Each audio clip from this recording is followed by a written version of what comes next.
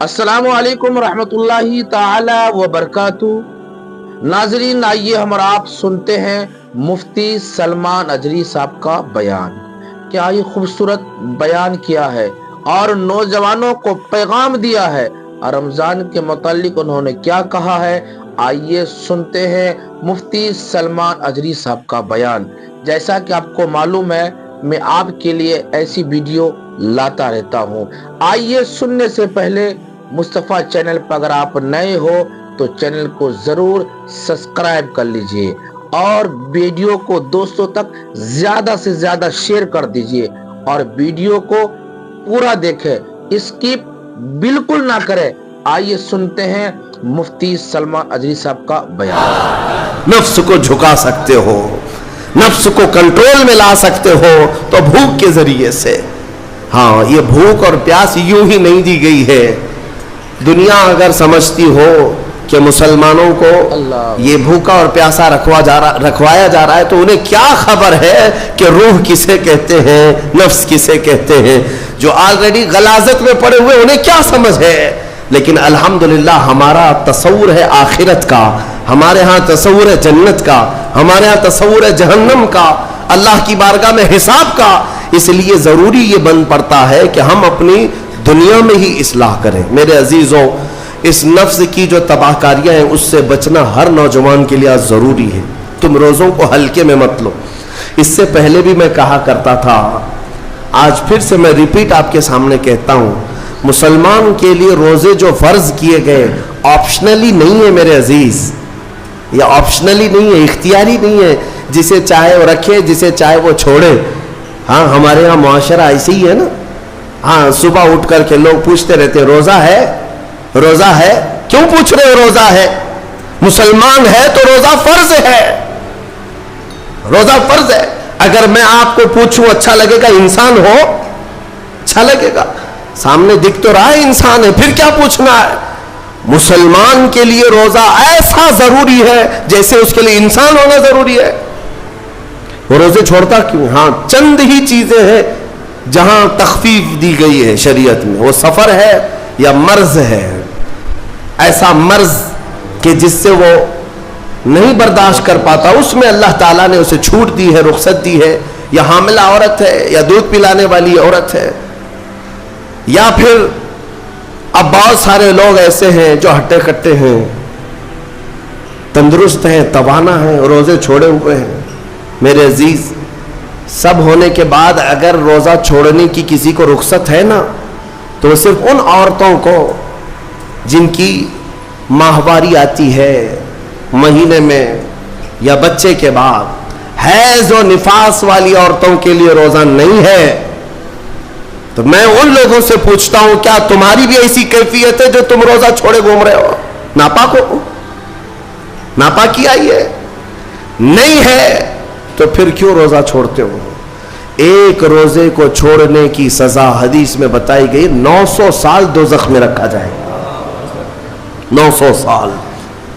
اب کیلکولیٹ کرو، اگر تمہاری زندگی کے روزے قضا ہیں تو کتنے 100 سال جائیں گے۔ اللہ۔ اسی لیے میرے عزیزو، جب تک طاقت ہے روزے فی الحال کے رکھو ہی رکھو۔ اگر پیچھے کے چھوٹے ہیں تو اسے بھی پہلے کمپلیٹ کر لو، ورنہ قیامت کے دن کی سزائیں نہیں برداشت کر پاؤ گے، بھگت نہیں پاؤ گے۔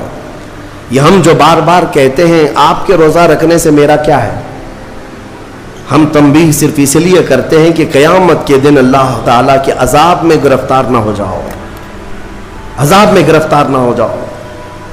اور ہمارے بزرگوں نے ہمیں تعلیم دی ہے کہ اللہ تعالیٰ جب 11 مہینے کھلاتا پلاتا ہے اور وہی مولا 1 مہینہ اگر حکم دے تو یہ کس قدر بندے کی ناانصافی ہے کہ اپنے مولا کے حکم کو پیٹ پیچھے ڈالتا ہے اور پھر کھاتا پیتا رہتا ہے۔ کیا اسے اپنے رحمان کی رضا کی اتنی بھی فکر نہیں ہے کہ یہ میرے مولا کی رضا ہے روزہ؟ اسی لیے تو اس مولا نے فرمایا روزہ میرے لیے ہے اور اس کی جزا کچھ نہیں، میں خود بندے کا ہو جاؤں گا۔ الصوم لی وانا اجزا بہ، اور ایک حدیث میں عجزی بھی پڑھا گیا، یعنی روزہ میرے لیے ہے اور میں ہی اس کی جزا ہوں، میں ہی اس کی جزا ہوں۔ مطلب یہ ہے کہ دوسرے اعمال کی جزا میں جنت ہے، محلات ہے، الگ الگ ثواب ہے، لیکن روزے کے متعلق مولا نے فرمایا میں خود ہی اس کی جزا ہوں. تجھ سے تجھی کو مانگ کر مانگ لی ساری کائنات، جس کا خدا ہو گیا اس کی ساری کائنات. میرے عزیزوں، اللہ تبارک و تعالیٰ اگر کسی بندے کا ہے تو پھر اس کے کیا کہنے.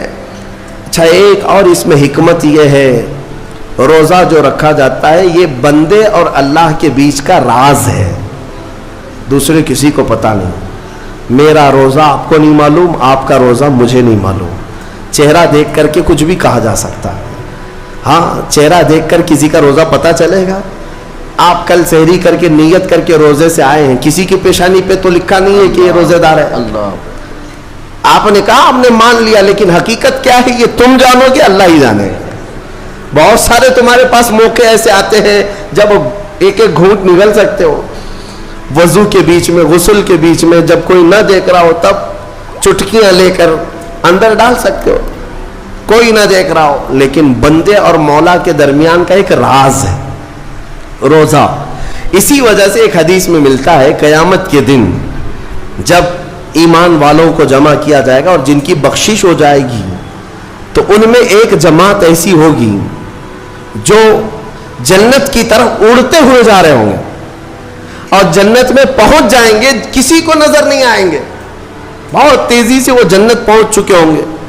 باب الریان ایک دروازہ ہے جو صرف روزے داروں کے لیے، جن کے روزے اللہ کی بارگاہ میں پسند آ گئے، وہ دروازہ صرف ان کے لیے.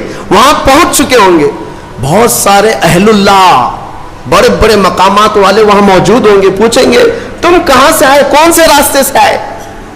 نہ وہاں نظر آئے نہ راستے میں نظر آئے، یہاں کیسے پہنچے؟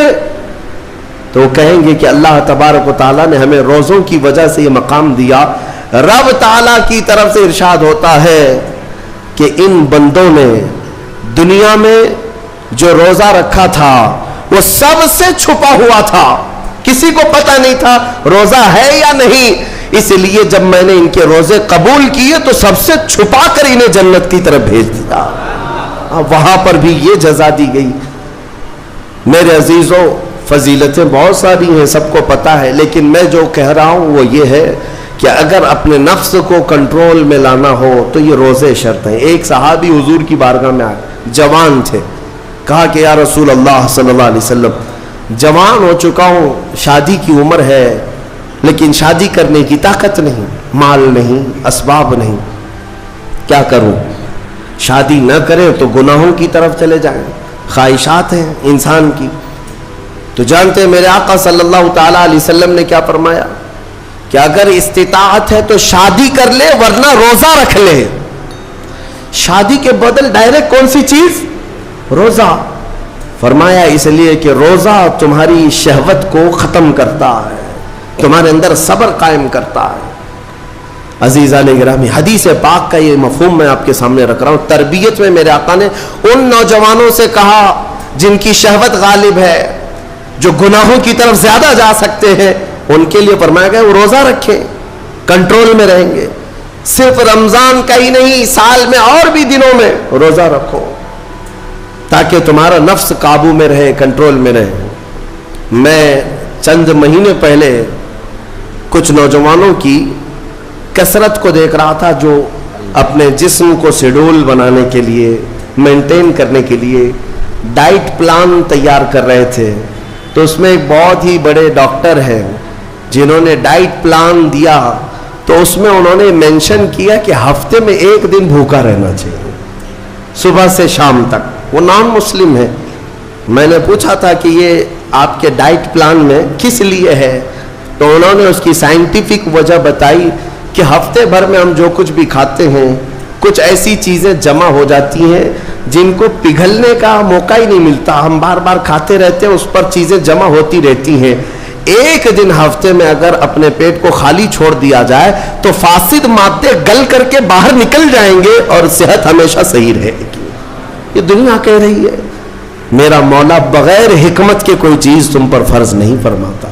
جس نے ہمارے جسموں کو بنایا، جس نے ہماری روح کو بنایا، وہی زیادہ بہتر جانتا ہے کہ ہمارے حق میں کیا چیز اچھی